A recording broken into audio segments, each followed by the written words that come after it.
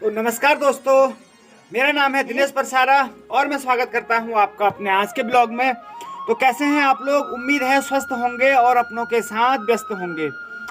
तो चलिए फिर आज का ब्लॉग स्टार्ट करते हैं। देखते हैं, ले चलते हैं आपको एक नई जगह जो हम तो वहाँ बचपन में बहुत गए हैं। तो चलिए ले चलते हैं आपको आज एक लंबी सी सैर पे। तो जी फिर हमने अपना सफ़र शुरू कर दिया है और मेरे साथ जा रहे हैं चाची लोग और मंजू भी। तो हमें जाना है यहाँ से 2 किलोमीटर ऊपर लगभग, और इनके पीठ में सोटी देख के आपने अंदाज़ा तो लगा दिया होगा कि हम लोग क्यों जा रहे हैं। तो जी हम जा रहे हैं आज जंगल में, जंगल यानी ऊपर वाले गांव में इनका घास लेने के लिए। तो चलिए आपको भी कराते हैं ये वाला सफ़र। और ये आधी चढ़ाई तो इनकी पूरी हो चुकी है, लेकिन बंदूक अभी भी तनी है कंधे में बढ़िया ढंग से, और ठंडा भी लग रहा है। तो चाची जी ने तो जेब में डाले हाथ। थोक लगी।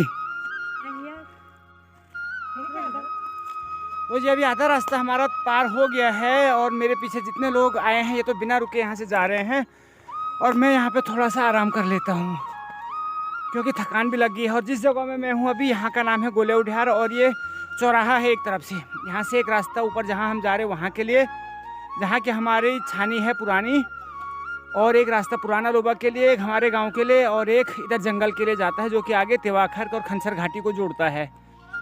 और अभी सूर्योदय भी यहाँ पे होने वाला है, लेकिन अभी जाते जाते यहाँ तक इस पहाड़ी के ऊपर जाना है हमें अभी। तो चलिए फिर ज़्यादा रुकते नहीं हो, चलते हैं आगे के सफ़र पे। और यहाँ पे आधे रास्ते में मैं आए तो मेरी बुआ जी लगती हैं पड़ोस के गाँव की, पुराना लोबा की। तो ये इतनी सुबह हम तो यहाँ आते आते थके, लेकिन ये पहले से ही चट्टान पे चढ़ के काट रही हैं घास अभी ये। और साथ में एक बुआ जी बैठे हैं यहाँ पे, वो देख रही हैं कि ठीक से घाट कटा कि नहीं कटा घास अभी। तो ऐसा है पहाड़ की नारियों का जीवन, इतना मुश्किल परिस्थितियों में जीवन यापन करते हैं, और करना भी पड़ता है भाई। गाय भैंस पाले हैं, काम काज करना है, तो ये काम बहुत ज़रूरी है ना बब्बू? और सब ठीक ठाक से? अकेले आई तो ये जंगल में डोर नहीं लगानी। तो ये किसान तो है ही है, साथ में बहादुर भी है हमारी बिटिया ना। और मैं तो फाइनली पहुंच गया हूँ धार में। तो ये खड़ी चट्टान से आना पड़ता है, बिल्कुल गप्पे सप्पे लगाते आ रहे हैं, हंसते खेलते, कोई ऐसा टेंशन नहीं, कोई तनाव नहीं। तो यही है हमारी पहाड़ की नारियाँ, जितनी भी मुसीबतें हो हंसते खेलते उसको पार कर जाती हैं। तो सभी लोग अब यहाँ पे आके थोड़ा सा रेस्ट करेंगे। चाची जी लोग तो पहले आके बैठ चुके हैं, लेकिन मंजू अभी नीचे आ रही है धीरे धीरे, और मंजू के साथ 2-4 लोग और आ रहे हैं हमारे बच्चे। तो चढ़ाई इतनी है कि अब नाक से सिंगोड़ भी आने लग गया है। ये शां शां करके ठंड के मारे ना, तो अब यहाँ से तुम्हारे नाक से नहीं आ रहा। तो अगर यहाँ आके आपको एक मज़ेदार जगह नहीं दिखाई तो फिर यहाँ आने का कोई फ़ायदा नहीं है। तो जहाँ हम जा रहे हैं वहाँ तो इंटरेस्टिंग खूबसूरती है ही है, लेकिन उससे एक बढ़िया जगह मैं आपको ले जाता हूँ, क्योंकि यहाँ आने के लिए हम तरसते थे बचपन में कि काश हम भी वहाँ जा पाते, और वहाँ का व्यू आज मैं आपको दिखाता हूँ। तो जिस जगह पे मैं आया हूँ अभी, यहाँ से बड़ा ही शानदार नज़ारा दिखता है। यानी ये सामने हमारा गाँव हो गया, परसारा गाँव, और ये पूरा इलाका जितना दिख रहा है, तो देखिए ये मुख्य ग्राम हमारी सिमलखेत, और यहाँ पर से ये देखिए जी क्या शानदार नज़ारा।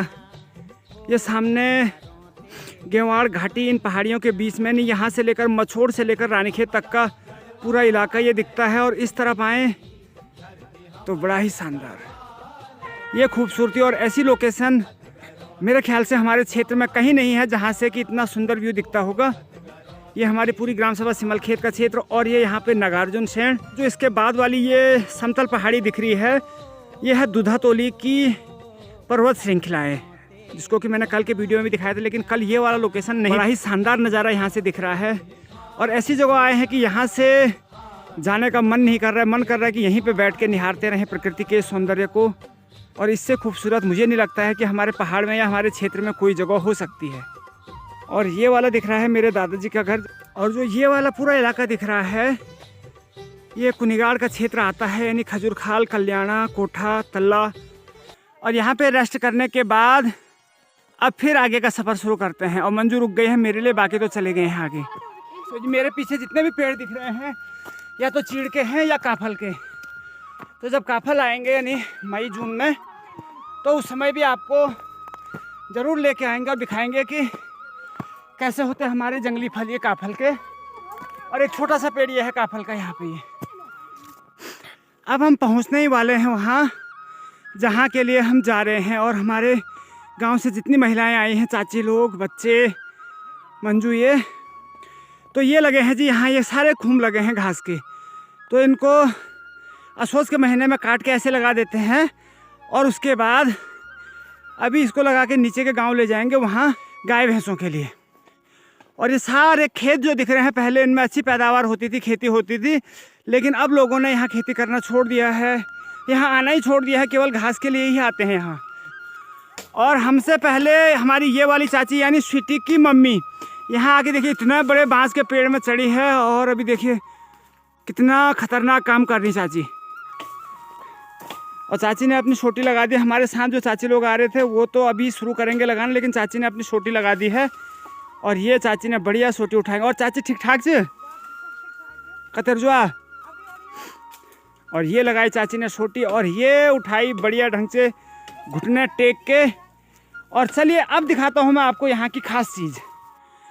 तो ये जी जितने मकान ये दिख रहे हैं ये हमारे डांडा छानी है, यानी हमारे डांड के घर। यहाँ बरसात में पहले आते थे गाय भैंस लेके हमारे परिवार वाले, गांव वाले, लेकिन कुछ समय से बिल्कुल यहाँ अब आना बंद हो गया है। लेकिन अभी भी जो ये पुराने मकान हैं, कुछ लोगों के तो सही हैं और कुछ लोगों के पीछे टूट गए हैं मकान। तो यहाँ की रौनक ही कुछ और है अपनी। तो बड़ा ही शानदार नज़ारा। और यहाँ आके मन ऐसा खुश हो गया है कि क्या कहें।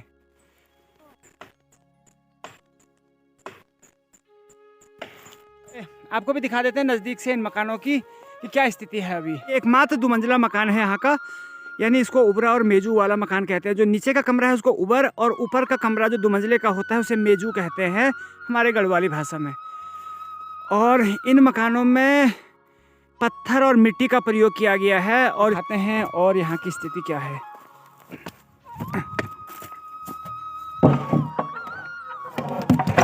और जो ये बीच वाला टेक है ये नीचे वाले कमरे से लगा है। तो यानी ऊपर को सपोर्ट देने के लिए, इन बल्लियों को सपोर्ट देने के लिए ये वाली रॉड या ये वाला खंभा लगाया गया है। बाकी देखिए पूरा बल्लियों का काम है। और ये बीच में जो ये चीड़ की लकड़ियों को काट के तब ये लगाया गया, इन्हें कोरिया बोलते हैं।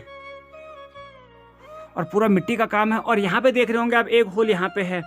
तो ये जो 2 मंजिला मकान है यहाँ, क्योंकि जंगल का इलाका है तो कभी ऊपर से नीचे जाना हो तो उसके लिए ये वाला छेद बनाया था यहाँ पे, ये वाला होल, यानी यहाँ से ऊपर नीचे जाने के लिए।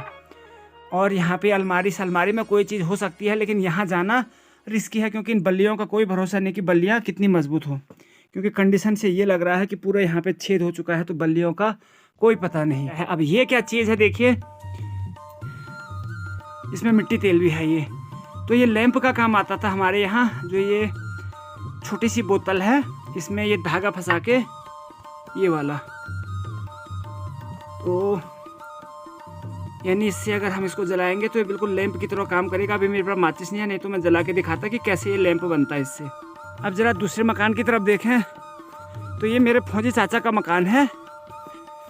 और इनके यहाँ भी ये वाले कमरे से तो इन्होंने पत्थर वगैरह उतार दिए हैं, लेकिन इस वाले कमरे में रखे हैं कि कभी यहाँ आना होता है यहाँ कभी कभार, तो इस कमरे का इस्तेमाल करते हैं।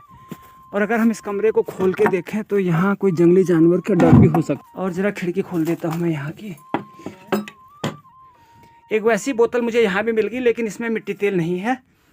और साथ ही एक ये रखा है भकार यहाँ पे, इस भकार में भी कोई चीज़ हो सकती है शायद। और ये पुराना सूप रखा है यहाँ पे, ये इससे चावल वगैरह छींटने के काम में प्रयोग में लाते होंगे।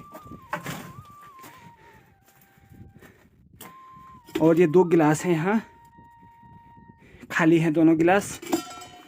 तो इनसे अभी चाय वगैरह बनाते हैं। ये केतली तो अभी भी प्रयोग में आती है हमारे घर गांव में, लेकिन ये यहाँ पुरानी केतली है तो बड़ा अच्छा लग रहा है इसको देख के। तो इसको भी यहीं पे रख देते हैं। और इस कमरे में ना मुझे एक और पुरानी बढ़िया चीज़ दिख गई है, ये है जी, इससे ये है लैंप।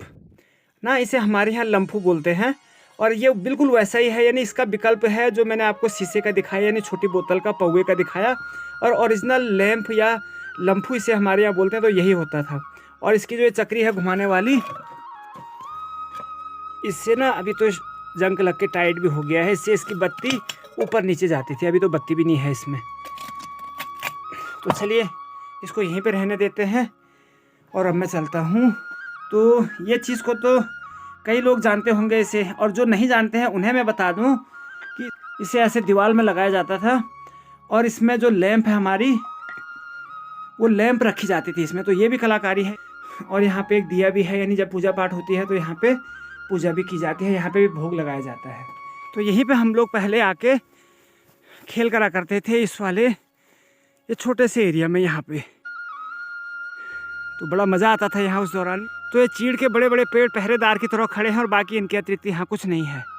एक बार यहाँ आए हैं तो यहाँ से फिर से भैरवनाथ स्वामी जी के दर्शन भी आपको करा देते। और यहाँ पे इस चोटी पे भैरवगढ़ी का प्रसिद्ध मंदिर है। हमारे पूरे क्षेत्र, लोहवा क्षेत्र, खंचर क्षेत्र और गेवाड़ क्षेत्र के जो इष्ट देवता हैं, स्थान देवता हैं, उनके रूप में इनको पूजा जाता है। और सबसे ऊंची चोटी है हमारे गेवाड़ घाटी की ये।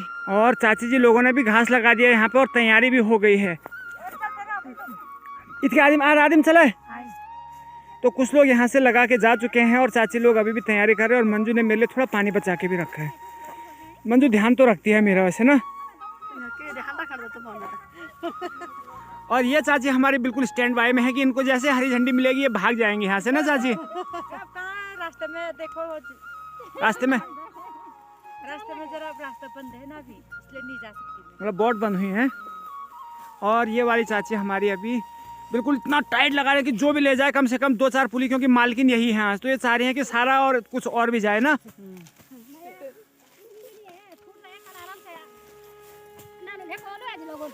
भोया जान नानू ठीक है। और जो ये वाली चाची है ये गिन रही है अभी, क्योंकि यहाँ से शायद घास चोरी की संभावना भी रहती है। तो ये गिन के यहाँ जो घास बचेगा ये गिन के रख देंगी।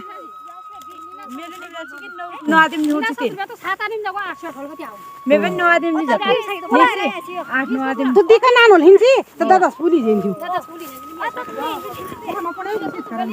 मेरे 6-7 आदमी हो तो बहुत बोल है यार, तुम भाग जा। 10 वाली जेंजू 10 वाली जेंजू 10 नहीं जेंजू की किले पर्ची 12 नहीं वाले हिमू 12 पुली आ 10 ठीक है। क्यों नहीं जाए अब कहते हैं अब 18 ये हमारे घर जाने की तैयारी। तो जितना मुश्किल यहाँ आना है ना, उससे ज़्यादा मुश्किल तो ये घास लेके जाना है यहाँ। लेकिन ये आपसी सहयोग की एक मिसाल है और ये केवल हमारे गाँव में ही ऐसा हो सकता है। गजब का। तो जी जब इतनी दूर आ गए हैं तो मैंने सोचा कि क्यों ना थोड़ा सा मंजू की मदद भी कर ली जाए। तो मंजू की सोटी अभी मेरे पास है, क्योंकि आधे रास्ते तक मंजू ले आई थी और ज़रा मंजू को थकान भी लग गई थी। तो चलो थोड़ा सा इतनी मदद मंजू की और सही। और मज़ा आ रहा है ये वाला ले जाने में। वास्तव में पहाड़ की नारियों का जीवन बहुत टफ है। अगर आप यहाँ से नीचे देखें तो नीचे अभी हमने वहाँ जाना है, कितना दूर है, अभी कम से कम 2 किलोमीटर नीचे। और अब यहाँ पर से मंजू उठाएगी अपनी भारी सोटी। तो भारी होती है छोटी वाली, और जो अगर लकड़ी से लगाते हैं इस पर लकड़ी का सपोर्ट देगा तो ये छोटी हुई। और चाची लोग भी अभी आ रहे हैं पीछे से। घर होने मेल ली जान पक्का। तो चलिए अब सभी लोग घास लेके फाइनली पहुंच चुके हैं घर में। अब यहाँ पे थोड़ा सा ये रिलैक्स हो जाएंगे।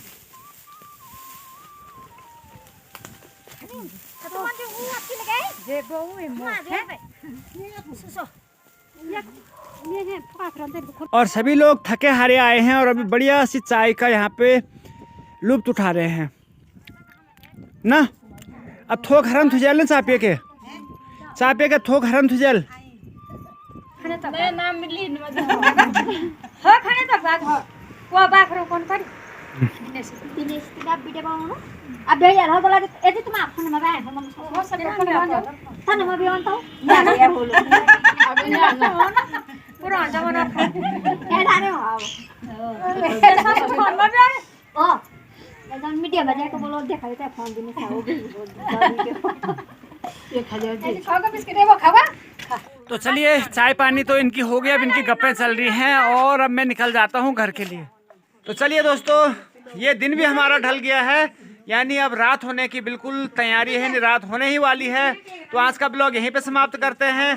कैसा आपको आज का सफ़र लगा बताइएगा, और अगर चैनल पे नए हैं तो चैनल को सब्सक्राइब जरूर करिएगा, और अगर आपको वीडियो पसंद आ रही तो लाइक शेयर कमेंट्स करिए। और मिलते हैं अगले ब्लॉग में, तब तक के लिए आप अपना भी ध्यान रखिए और अपनों का भी ध्यान रखिए। Okay, bye bye.